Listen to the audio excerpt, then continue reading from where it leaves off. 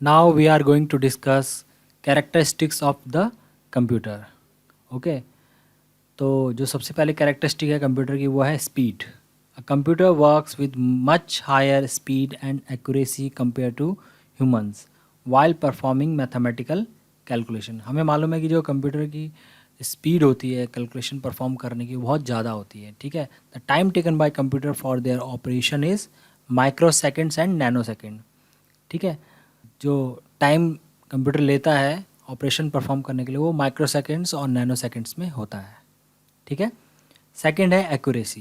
Computer perform calculation with 100% accuracy. Okay. Error में occur due to data inconsistency और inaccuracy. Accuracy जो है computer 100% maintain करता है. जो भी आप उसको डेटा देते हो परफॉर्म करने के लिए, कैलकुलेशन परफॉर्म करने के लिए जो भी उसको डेटा देते हो, ठीक है, उसका जो रिजल्ट जनरेट करने में वो 100% एक्यूरेसी दिखाता है. 100% एक्यूरेसी से रिजल्ट को जनरेट करता है. ठीक है. एरर हो सकती है कि अगर हमारा जो हमने उसको इनपुट दिया उसी में कुछ गड़बड़ हो तो उसके कारण एरर हो सकती है. ओके. थर्ड है आपका डिलीजेंस. डिलीजेंस का मतलब है computer can perform million of task और calculation with same consistency and accuracy. It doesn't feel any fatigue और lack of concentration. Its memory also make its superior to that of human beings. ठीक है. Diligence का मतलब है कि एक ही काम को बार बार कई बार कर सकता है. ठीक है, और वो भी क्या, एक्यूरेसी के साथ. ठीक है, इसको कोई थकान महसूस नहीं होती और ये भी नहीं होता है जैसे ह्यूमन टेंडेंसी है कि एक ही काम को हम बार बार करते हैं तो हमें थकान लग जाती है या हमारा जो एक्यूरेसी लेवल है वो डाउन हो जाएगा.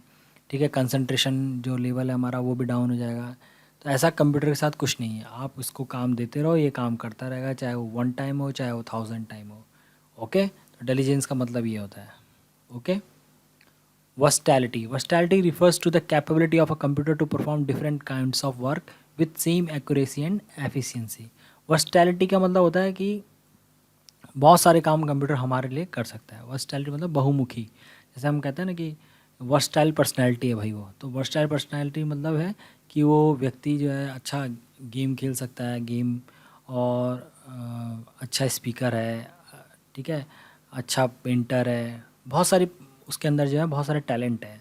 ठीक है, तो उसको हम कहते हैं वर्सटाइल पर्सनैलिटी. उसी तरह से कंप्यूटर भी है आपका जो है बहुत सारे काम आपके लिए कर सकता है और एक्यूरेसी के साथ करता है. ठीक है. Reliability. Next one is the reliability. A computer is reliable as it gives consistent result for similar set of data. If we give same set of input any number of time, we will get the same result. Okay. तो reliability ये है कि भाई जितनी बार भी हम उसको same set of data देंगे, ठीक है, उतनी बार वो सेम टाइप का रिजल्ट ही जनरेट करेगा. ऐसा नहीं होगा कि एक बार हमने जो डाटा जो उसे दिया 2+2 दिया उसको करने के लिए तो वो एक बार 5 जनरेट कर रहा है, एक बार 6 जनरेट कर रहा है. ऐसा नहीं है. 1000 टाइम अगर हम उसको सेम टाइप का डाटा दे रहे हैं तो वो सेम ही रिजल्ट जनरेट करेगा. ठीक है, तो इसलिए क्या है वो रिलायबल भी है. ठीक है. Automation. Computer perform all the task automatically. It perform task without manual intervention. ठीक है. अब क्योंकि हमने उसको प्रोग्राम किया हुआ है तो एक बार हमने उसे काम दे दिया तो जिस तरीके से हमने उसे इंस्ट्रक्शंस प्रोवाइड करी हैं, जिस तरीके से उसे प्रोग्राम्ड किया है उस तरीके से वो अपना काम करता रहेगा automatically without any manual interventions. ठीक है. नेक्स्ट है आपका memory. Computer has built in memory called primary memory where it store data. Secondary storage are removal devices such as CD, pen drive, etc which are also use to store data. ठीक है. तो computer की क्या होती है, built in memory होती है. Built in memory मतलब कि कंप्यूटर के अंदर कई टाइप की मेमोरी होती है. प्राइमरी मेमोरी होती है, सेकेंडरी मेमोरी होती है. ठीक है. तो प्राइमरी मेमोरी होती है जो कि जैसे कि रैम हो गया या रोम हो गया आपका. ठीक है. इवन जो CPU जो होता है, माइक्रो प्रोसेसर होता है, उसके अंदर भी जो होती है उसकी टेम्परेरी मेमोरी होती है जिसको हम क्या कहते हैं, रजिस्टर्स कहते हैं. ठीक है. जो कि उस जो CPU चिप होती है हमारी, सेंट्रल प्रोसेसिंग यूनिट, ठीक है, उसका पार्ट होती है. इसी तरह से सेकेंडरी मेमोरी हमारे पास होती है पेन ड्राइव, CD. ठीक है, ये हमारे क्या सेकेंडरी मेमोरी के अंदर आते हैं. ठीक है.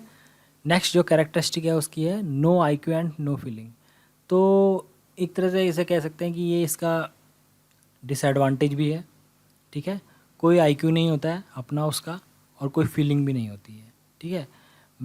जैसे एक ह्यूमन बीइंग है, ठीक है, उसका IQ भी होता है, फीलिंग भी होती है.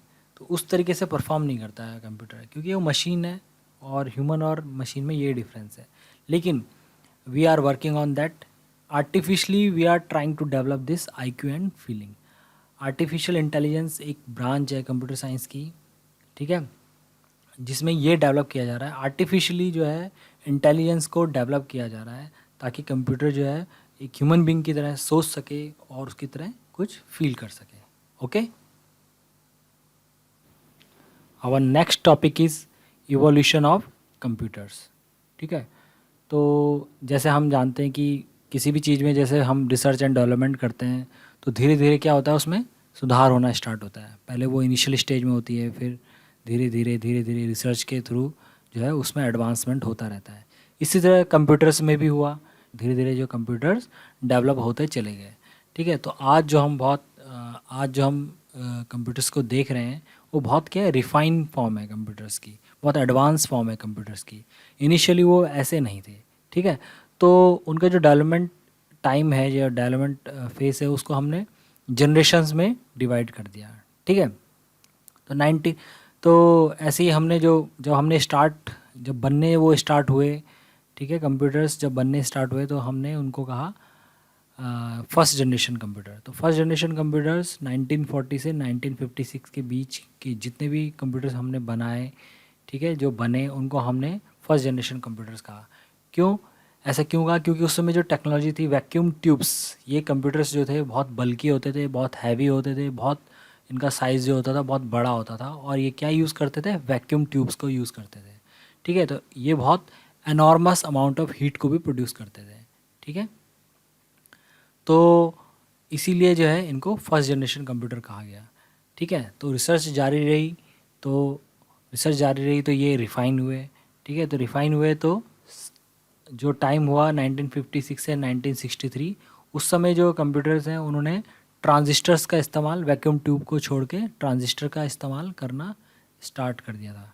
ठीक है, तो सेकंड जनरेशन जो कंप्यूटर्स है वो थोड़ा जो है साइज में छोटे थे और फास्ट होते थे फर्स्ट जनरेशन कंप्यूटर से। ठीक है, तो और सस्ते भी होते थे। ठीक है, उतने बल्की और उतने हैवी नहीं होते थे जितने कि फर्स्ट जनरेशन कंप्यूटर्स होते थे, और consume less power than first generation computer. First generation computer की जो थे वो बहुत ज़्यादा उनको पावर भी चाहिए होती थी। ठीक है, बहुत ज़्यादा पावर को कंज्यूम करते थे। तो सेकंड जनरेशन जो कंप्यूटर थे वो ज़्यादा बेटर थे फर्स्ट जनरेशन कंप्यूटर से, तो इसीलिए उनको पावर भी कम चाहिए होती थी। ठीक है, फिर जो डेवलपमेंट हुआ, फर्दर डेवलपमेंट हुआ, तो उसको कहा हमने third generation computer. Third generation computers में क्या हुआ कि आईसी, यानी कि जिसे हम कहते हैं इंटीग्रेटेड सर्किट्स, चिप्स का इस्तेमाल होने लगा। ठीक है, ट्रांजिस्टर्स जो है, बहुत सारे ट्रांजिस्टर्स को मिला के सर्किट्स बनने लगे। ठीक है, और एक चिप में बहुत सारे सर्किट्स को डिज़ाइन किया गया। तो वो जो कंप्यूटर्स है कुछ कुछ इस तरीके से दिखने लगे हमें। ठीक है, वो क्या हो गया, थोड़ा सा कॉम्पैक्ट हो गए as compare to the first generation और सेकेंड जनरेशन के, और ज़्यादा फास्ट हो गए। ठीक है, एनर्जी एफिशिएंट हो गए। ठीक है, तो इस तरह से उनमें रिफाइनमेंट हुआ, इस तरह से उनको डेवलपमेंट हुआ। ठीक है, उसके बाद हमारे पास आए fourth generation computer. Fourth generation computers में क्या हुआ, वो कुछ हमें इस तरीके से दिखने लगे। ठीक है, उसमें हमारे पास माइक्रो प्रोसेसर आ गया। माइक्रो प्रोसेसर तो खैर इसमें भी आ गया था, हमें थर्ड जनरेशन कंप्यूटर्स में भी। ठीक है, लेकिन जो हमारा चिप्स थे वो कैसे हो गए, और एडवांस हो गए। ठीक है, एक छोटी सी चिप में हम बहुत हज़ारों सर्किट्स को डिज़ाइन कर सकते थे अब। ठीक है, यानी कि हमारे जो कंप्यूटर्स है और ज़्यादा पावरफुल हो गए। अब वो सिर्फ कुछ लिमिटेड काम नहीं कर सकते थे, वो बहुत सारे कामों को करने लगे थे। जैसे कि हम उनमें गेम खेल सकते थे, उनमें मूवी देख सकते थे। ठीक है, उनमें अपना ऑफिस का कोई काम कर सकते थे, उनसे प्रिंट कर सकते थे कोई डॉक्यूमेंट। ठीक है, कुछ एडिट कर सकते थे, कुछ डिज़ाइन कर सकते थे। लेकिन जो हमारे जो फर्स्ट जनरेशन और सेकंड जनरेशन कंप्यूटर थे वो बहुत लिमिटेड थे, वो इस तरीके के काम नहीं कर सकते थे। ठीक है, बहुत लिमिटेड कैलकुलेशन वो कर सकते थे, क्योंकि वो इनिशियल फेज़ था उनका।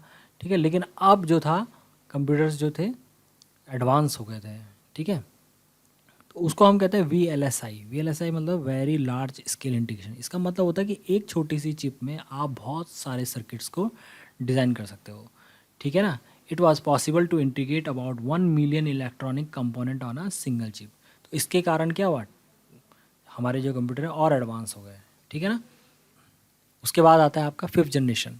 फिफ्थ जनरेशन में क्या है, the fifth generation of computers is beginning to use AI, artificial intelligence. Artificial intelligence एक वर्ड है जो ये डिफाइन करता है कि artificially we are developing intelligence, ठीक है ना, using the code, using the technology, ठीक है, यूजिंग द सर्किट्स, ठीक है। तो कंप्यूटर्स को और एडवांस किया गया, तो इसमें रोबोट्स वगैरह डिज़ाइन किए गए। बहुत सारे रोबोट्स आपने देखे होंगे। होंडा का एक बहुत पॉपुलर रोबोट है जो ह्यूमनाइड है, इंसान की तरह दिखता है, जिसका नाम है असीमो है, ठीक है। अभी कुछ समय पहले सोफिया नाम से एक रोबोट को बनाया गया जिसको सऊदी अरेबिया ने सिटीजनशिप भी दी, ठीक है। तो ये सब क्या है, आर्टिफिशियल इंटेलिजेंस के एग्जाम्पल है, ठीक है। वन और more well known example of AI in computer is IBM Watson. IBM Watson एक कंप्यूटर है जो कि जिसने कि एक जियोपैडिक जो शो था उसमें भी पार्टिसिपेट किया था और वो जीता भी था, ठीक है। इस तरह से आप हमारे पास जो है असिस्टेंट है, एप्पल में श्री है, माइक्रोसॉफ्ट में कॉर्टाना है, गूगल भी जो है आपका आर्टिफिशियल इंटेलिजेंस को यूज़ करता है, जिसमें आप वॉइस सर्च करते हो, ठीक है, वॉइस कमांड उसको देते हो। तो ये सब क्या है, आर्टिफिशियल इंटेलिजेंस के एग्जांपल्स हैं आपके। और धीरे धीरे क्या है, ये डेवलपमेंट होता रहेगा, बढ़ता रहेगा, ठीक है। टेक्नोलॉजी और एडवांस होती चली जाएगी और एडवांस फॉर्म में है कंप्यूटर्स के मिलते रहेंगे, ठीक है। अभी कंप्यूटर्स हमारे हर फील्ड में हम यूज़ कर रहे हैं, ठीक है। तो हर फील्ड को उसने क्या, कंप्यूटर के होने के कारण क्या हो गया, एडवांसमेंट हुई है। जैसे कि हम नॉर्मल अपनी जो डेली लाइफ है वो भी बहुत एडवांस हो गई है, वो भी बहुत इजी हो गई है कंप्यूटर्स के इस्तेमाल से। जैसे हम कह सकते हैं कि पहले बैंकिंग ट्रांजेक्शन्स के लिए हमें बैंक जाना पड़ता था, अब हमें बैंक जाने की ज़रूरत नहीं है, घर से ही हम सारे ट्रांजेक्शन्स कर सकते हैं, अपने सारे बिल्स को भर सकते हैं। हमें कोई सामान लेना है, शॉपिंग करनी है, तो हमें कहीं जाने की ज़रूरत नहीं है, हम जो है ऑनलाइन शॉपिंग कर सकते हैं, अपने टिकट्स को बुक कर सकते हैं, ठीक है। तो ये सारी चीज़ें कैसे पॉसिबल हो पाई हैं, just because of the computers, ठीक है। तो धीरे धीरे जो है ये टेक्नोलॉजी और एडवांस होती चली जाएगी, ठीक है।